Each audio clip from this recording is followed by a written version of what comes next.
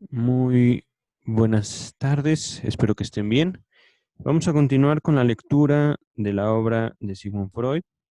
Ahorita estamos en el volumen número 1 y llegamos a un apartado que se conoce como fragmentos de la correspondencia con Fliess. Vamos a escuchar unas palabras, primero de James Strachey. Estos fragmentos de correspondencia fueron publicados hasta 1950.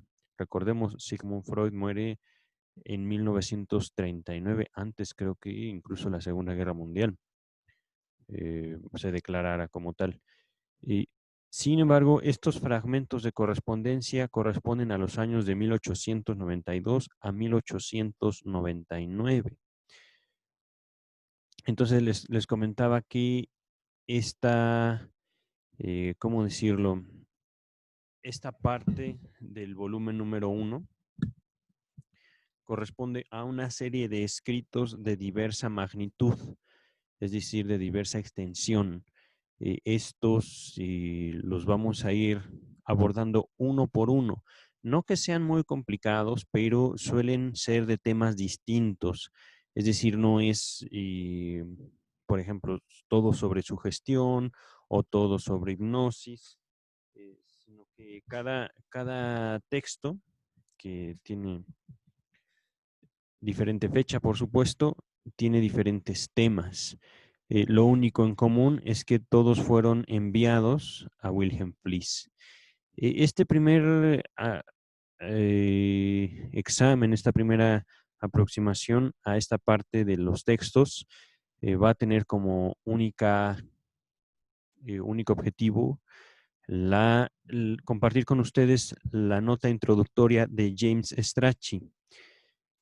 Dice, en cuanto a sus ediciones al alemán, solo hay una, por lo menos que tenga, que sea mencionada aquí, que fue publicada en 1950 por Marie Bonaparte, Anna Freud y me parece que es Edward Chris.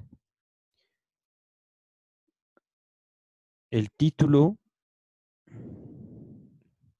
permítame un segundo, Aus den Anfängen der Psychoanalyse.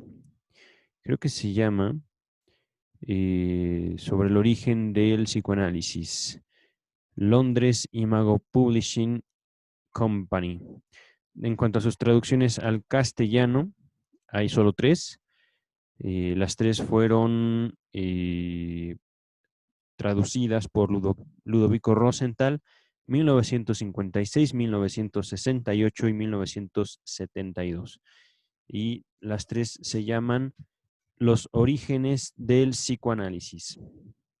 Comienza James Strachey diciendo, la historia de la relación de Freud con Wilhelm Fliess, que vivió de 1858 a 1928, ha sido narrada ampliamente por Ernest Jones en el capítulo 8 del primer volumen de su biografía de Freud. Esta biografía fue publicada en 1953 y por Ernest Christ en su, entre comillas, estudio preliminar a la edición de este epistolario en alemán. Epistolario quiere decir una reunión de correspondencia o decir un conjunto de cartas mandadas de una persona a otra.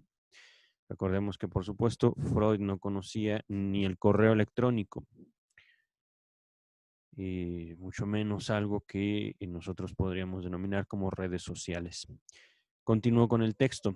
Aquí bastará decir que Fliess era un otorrinolaringólogo residente en Berlín, con quien Freud mantuvo una voluminosa e íntima correspondencia entre 1887 y 1902.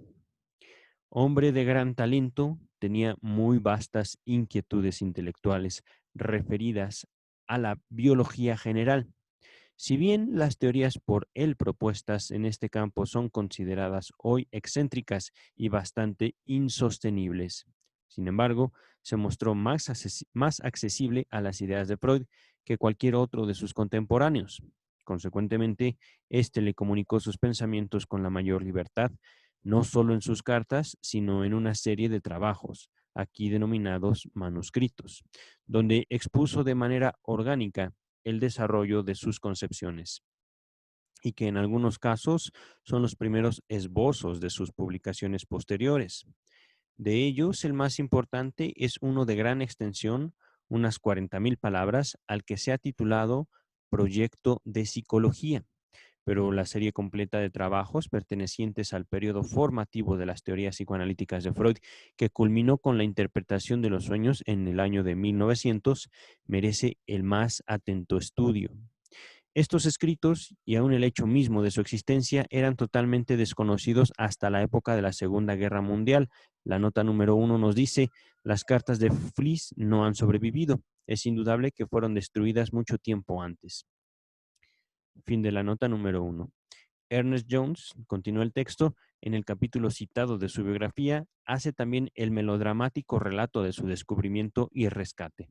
Nuestra principal deuda al respecto es para la princesa Marie Bonaparte, quien no solo adquirió en primer lugar los originales, sino que tuvo además el notable coraje de desafiar el empeño del autor, su maestro, por destruirlos. Es decir, Freud quería destruir todas estas cartas.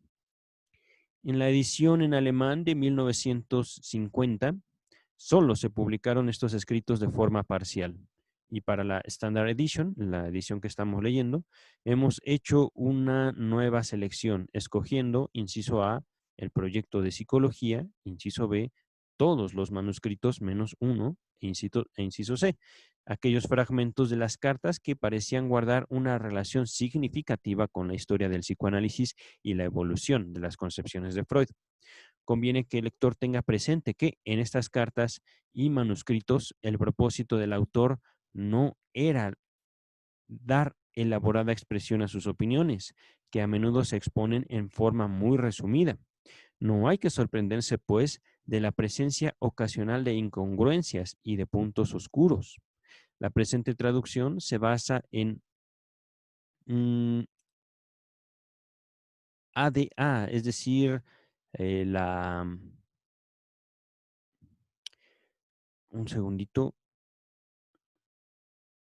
La Anfangen der Psychoanalyse, es decir, no, Aus den Auffangen der Psychoanalyse, eh, el primer compendio de los manuscritos, la primera publicación hecha en 1950, pero se ha cotejado el original, es decir, los manuscritos originales, y de allí donde se encontraron diferencias importantes con esa edición, se las ha corregido, agregando siempre en tales casos una nota aclaratoria.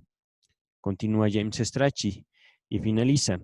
He respetado, a fin de facilitar las referencias, las letras con que se designan los manuscritos, entre comillas manuscritos, así como la numeración de las cartas en la, en la edición en alemán.